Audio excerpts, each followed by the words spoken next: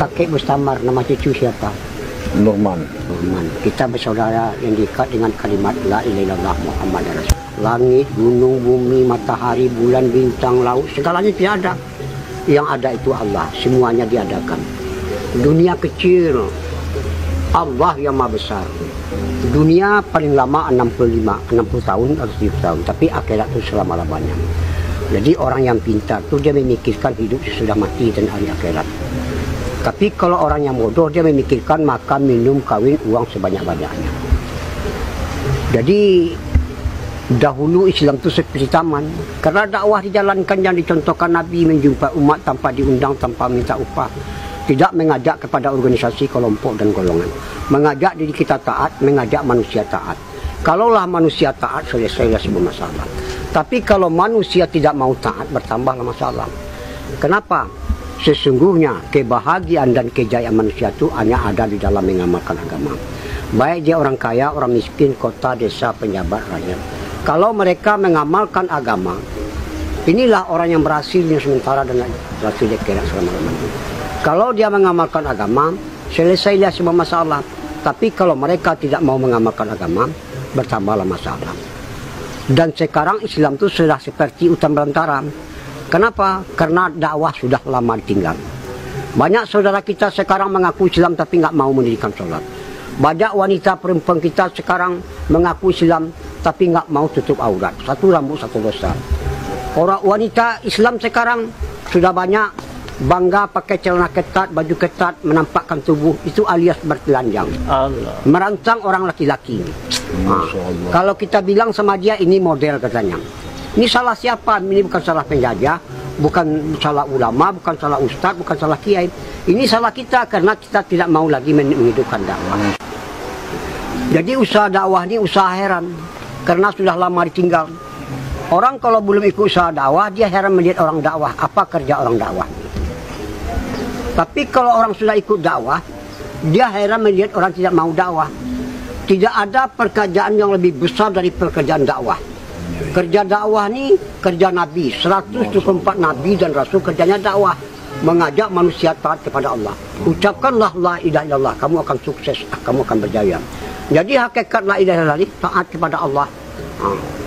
Barang siapa taat kepada Allah, dunia akan berkhidmat kepada Allah. Jadi barang siapa istiqomah dalam dakwah, penduduk langit dan penduduk bumi akan berkhidmat kepada mereka. Barang siapa istiqomah dalam dakwah, surga akan rindu kepada mereka. Barang siapa istiqomah dalam dakwah, kalau dia mati nanti Allah yang akan mencabut nyawa. Ini hadis kudusi. Hadis kudusi.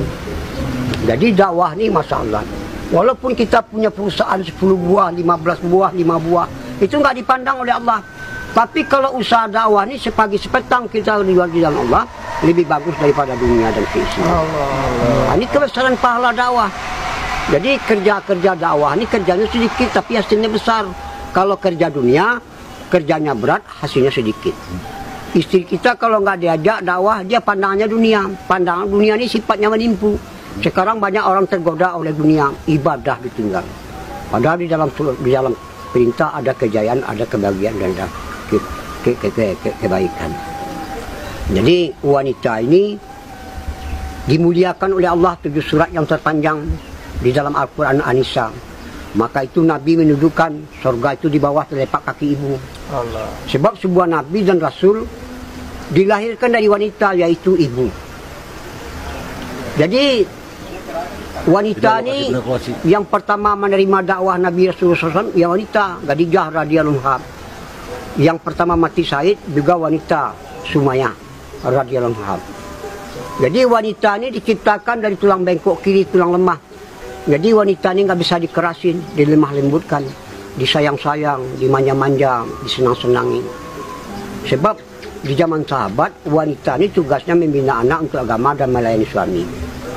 Sekarang, Masya Allah, wanita ini kalau dikerasin patah dia. Allah. Jadi wanita ini tugasnya membina anak untuk agama dan melayani suami. Sekarang wanita sudah rosak di mana-mana. Sekarang wanita di pom bensin, di pasar-pasar, di swalayan, di mal-mal, di pabrik-pabrik, sampai sekarang wanita jadi TKW sekarang. Ngaku sayang sama istri, tapi justru istri disuruh sebagai penanggung jawab. Jadi penanggung jawab rumah tangga itu adalah laki-laki. Mari kita selamatkan wanita kita. Kalau kita selamatkan wanita kita, berarti kita baru orang kuat. Jadi disenangkan wanita kita. Selalu kita menafikan dunia ini. Allah Khalid, Allah Malik, Allah Razik, Allah Sami, Allah Basir, Allah Alim. La ilaha illallah. Jadi rahasianya dakwah ni, walau 4 bulan IPB, walaupun 4 jalan kaki, 4 bulan jalan kaki, 4 bulan biasa, 40 hari jalan kaki, 40 biasa, tapi 3 harinya nggak dijaga. Allah. Ini akan amburadul. Jadi kita dakwah ni tak ubahnya seperti nanam padi. Jadi kalau keluar 40 hari, 4 bulan itu masa training latihan yang dakwah tu dimakomi di kampung kita sendiri. Jadi kalau dakwah, kalau kita keluar, dakwah dikencangi. Kalau dimakomi, akhlak dinampakkan, khidmat. Jadi mudah-mudahan semua kita ajak orang ikut dakwah. Jadi kalau orang sudah ikut dakwah, dia menjadi orang kaya. Sebab orang Eropa nggak punya pabrik, PT, perusahaan, dia nggak bisa keliling dunia.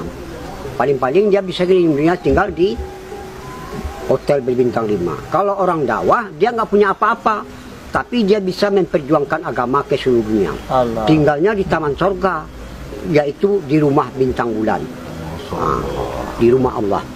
Jadi orang dakwah ni orang senang. Kenapa? Orang dakwah dia nggak mau diperbudak dunia, justru dia memperbudak dunia. Benar, ya Allah. Ibadah diutamakan, dunia dinomorduakan. Jadi dakwah ni, kenapa ibadah diutamakan? Ibadah ni tujuan. Dunia keperluan, sandang, pangan, papan, kendaraan, nikah, anak, istri, semuanya bakal ditinggal. Apa akan dibawa? Iman dan amal soleh. Maka itu Allah berfirman, aku tidak melihat hartamu, aku melihat hati dan amalanmu. Nanti di surga aja banyak orang menyesal. Jadi orang dakwah ini orang jawara, jagoan. Dia nggak mau tahu siapa, mau tentara, ABRI, mau polisi, mau preman, apa saja lapisan masyarakat dia datangi, diajak supaya ikut usaha dakwah. Jadi kita, sebab dakwah ini tugasnya 3, ta'aruf, ta'aluf, targhib, dan taskin. Insya Allah kita semua ikut dalam usaha dakwah. Insya Allah. Kita tutup dengan doa para majelis. Subhanallah wa bihamdihi.